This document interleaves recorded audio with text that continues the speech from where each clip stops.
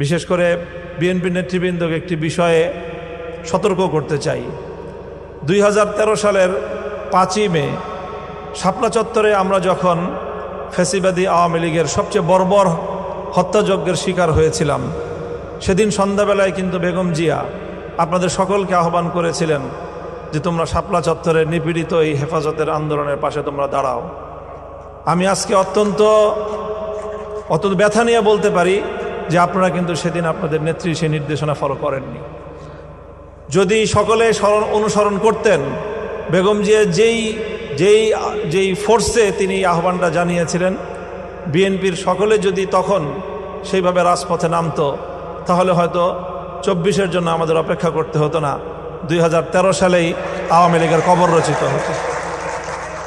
কাজে সেই জায়গা থেকে আমি বেগম জিয়ার সেই ঘোষণাকে আবারও বিএনপিকে স্মরণ করিয়ে দিতে চাই এবং মনে করি যে সেই জায়গাটা আপনাদের মেরামত করা উচিত, যেই জায়গা থেকে বেগম জিয়ার সিদ্ধান্ত বাস্তবায়নেও আপনাদের দলের মধ্যে কোনো ধরনের ত্রুটি বিচ্যুতি হয়ে থাকতে পারে, সেটা আপনারা আবিষ্কার করবেন। লম্বা আলোচনা আর করব না। বাংলাদেশ জাতীয়তাবাদী দলের সৃষ্টির যে ইতিহাস আমরা অধ্যয়ন করি, সেখানে এই জাতীয়তাবাদী দল গঠনের সূচনা লগ্নে শহীদ প্রেসিডেন্ট জিয়াউর রহমানের কিছু চিন্তা এবং তার সৃষ্টিশীল কিছু কর্মের কথা আমরা জানি।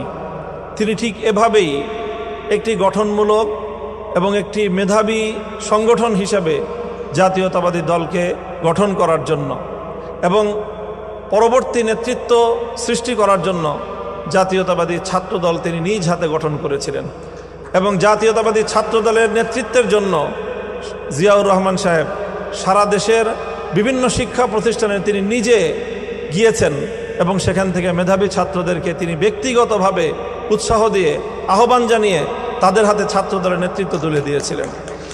আজকে